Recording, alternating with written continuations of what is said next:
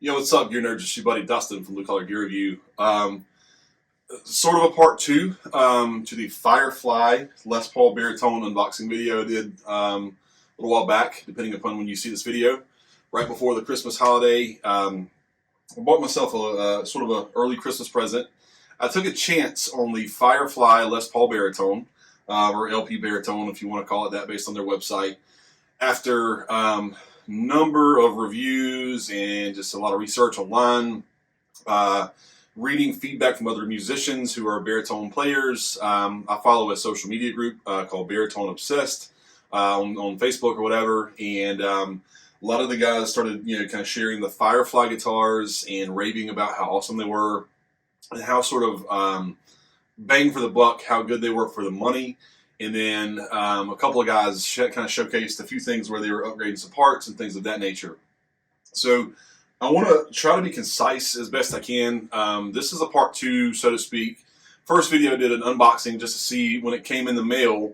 Was it junk? Was it garbage? Was it, was the $200-ish price tag an indicator of a kind of a junky machine or a crappy guitar that'll never see the light of day?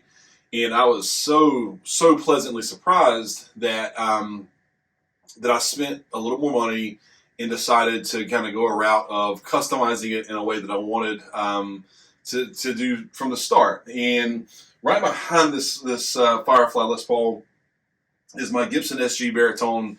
Not to get too long-winded here, but Gibson made a baritone run, I don't know, about a decade or so ago, and I've never seen much other from Gibson around baritone scale guitars. I'm not endorsing Gibson by any stretch of the word. I'm not endorsing any of these companies. I'm not endorsed by anybody, nor is anyone giving me money or giving me free stuff to do these videos for you guys.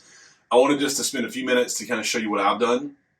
If you are interested in going down this route of looking at these FireFly guitars, are they comparable? Are they decent? Can they compare to a $1,200 Gibson versus a $200 FireFly?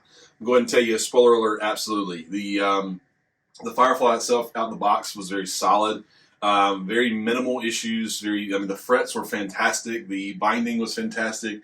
And I hesitate to even say issues. My biggest gripe off the jump were the pickups were a little bit low output for a baritone guitar, but I mean, that is my taste and that's my preference.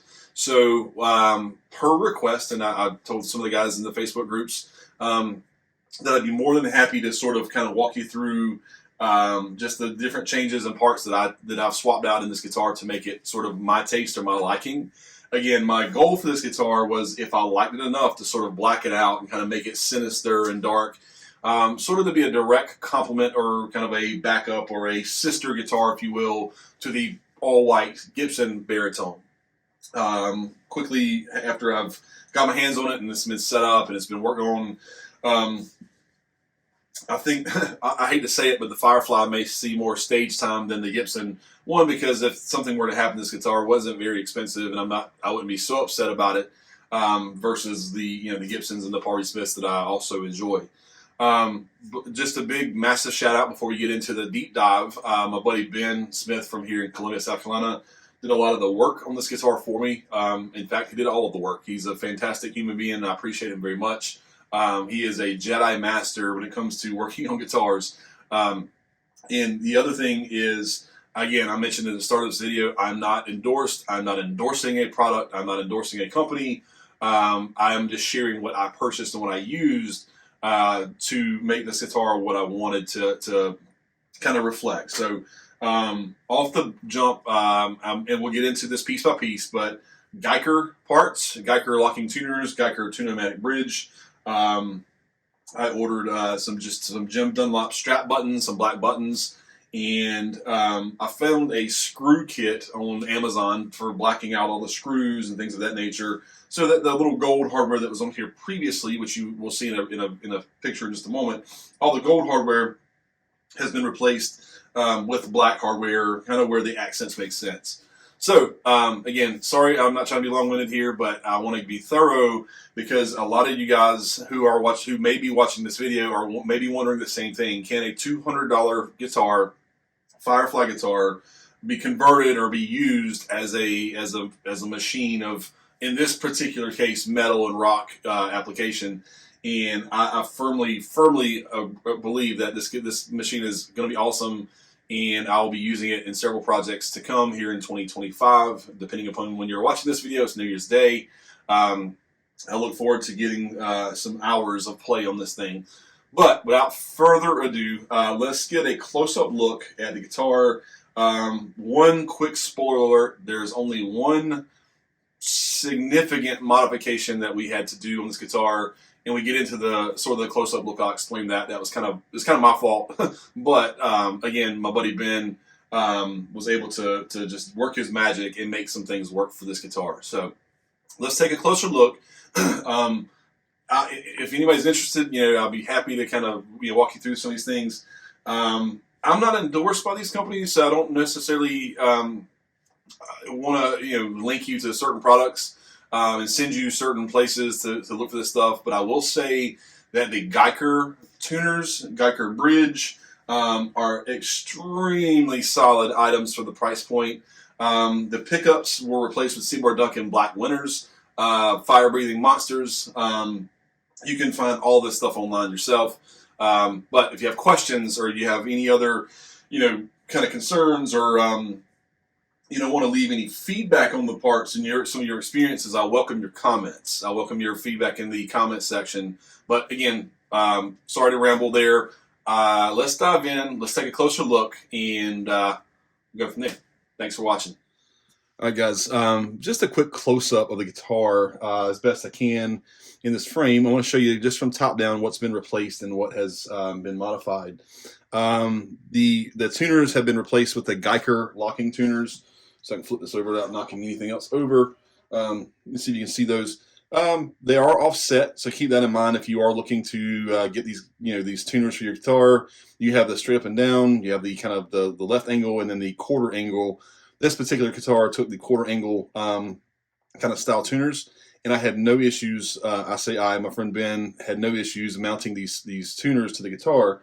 Kind of worth noting, if it's visible, I've also put the black screws in all of the back panels to kind of get rid of all the gold hardware that was originally on this guitar. All right, guys, I've turned the guitar around on the workbench to kind of show you the back end or the bottom end of this thing as best I can without being too clumsy and knocking stuff over, which I'm really good at doing. Kind of from the top down, again, on the other end, we focused on the tuners and the the locking tuners, and so far they've been really comfortable to use. As we make our way down the guitar, just note that I've changed out the strap buttons to black Jim Dunlop locking tuner style buttons, which is what I prefer.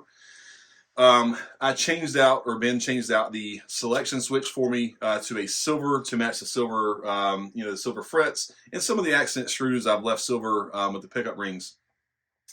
Leaving that gold, I think, would have been a more of an eyesore. I considered it, but I think the silver seems to make this guitar look a little bit more kind of sinister in that regard. The pickup selector knobs, or the capacitor, the tone knobs, they were great. The capacitors inside the knobs, the pots, are really nice.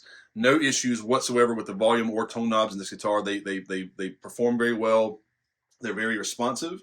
So that was pretty cool, kind of out of the box.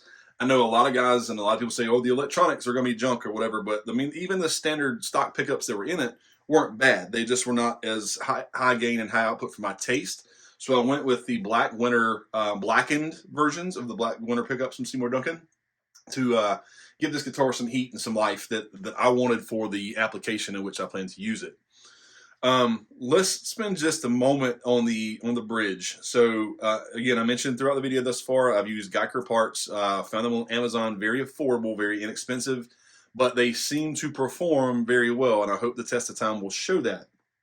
I will caution you, I almost made a mistake, and I'm a kind of a little side picture off to the side here in a moment just to show you what we had to do to kind of get there, but I almost made a mistake. When I ordered the bridge, I did not realize, or I did not think to look, that the actual factory bridge mounts, the Tunomatic post and then the bridge saddle mounts, were the two different sizes. My understanding is this is a Nashville setup for certain guitars. So we actually had to modify, or Ben had to modify this mounting hole to accommodate that the larger size barrel mount for both the saddle section and the Tunomatic side. That is a risky surgery on the guitar. If you're not comfortable with it, you can chip paint, you can do all kinds of things that can maybe ruin a couple things for you. But I trusted him very much in our kind of build together, and he made that work for me. So the only caveat is if you're looking at these guitars and you're looking at buying parts, make sure that you're buying the parts that fit kind of the stock standard setup, or be prepared to do a little bit of modification to the guitar.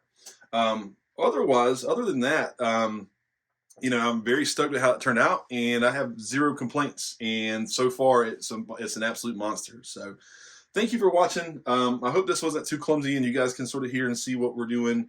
And we'll kind of wrap up with some final thoughts. All right, gear nerds. There you have it. That was a close-up look of the FireFly Elite Baritone Les Paul 28-inch scale. As noted in the close-up, the tuners, the pickups, the accent buttons, and the screws, and all have been replaced to kind of black out that, kind of give it that blackout look, which was what I was going for. I am extremely, extremely pleased with this machine and how it turned out. So I hope you find this helpful. If you're interested in the FireFly guitars, again, I've mentioned throughout the video, I'm not endorsed by any of these companies, nor am I really promoting them. I am more looking at it from a budget-friendly end user to say, hey, if you're wanting a guitar that's similar to a Les Paul, or similar to a Paul Reed Smith, or similar to a Telecaster or a Stratocaster, and you don't really want to break the bank, or if working on a budget is your thing, like many of us are, then that's a solid route to go if you want to maybe buy the guitar and then spend a little bit of time maybe changing out some parts. But surprisingly, out the box, the thing was pretty awesome too. So the changes I made, as I've noted throughout this video, are things that I wanted to do for the guitar for my style. Not required by any stretch of the word. It could be played as it is out the box. If you are on the fence and are questioning or thinking about the FireFly stuff, it's worth taking a chance on one of them, in my opinion. This one I bought, again, I mentioned early on, right before the holidays. It came in about 7 days. It was shipped by FedEx, I believe. And I had zero issues with how it arrived and everything else, which I showcased in the unboxing video. I hope this was helpful. Thank you for watching. We'll see you on the next one.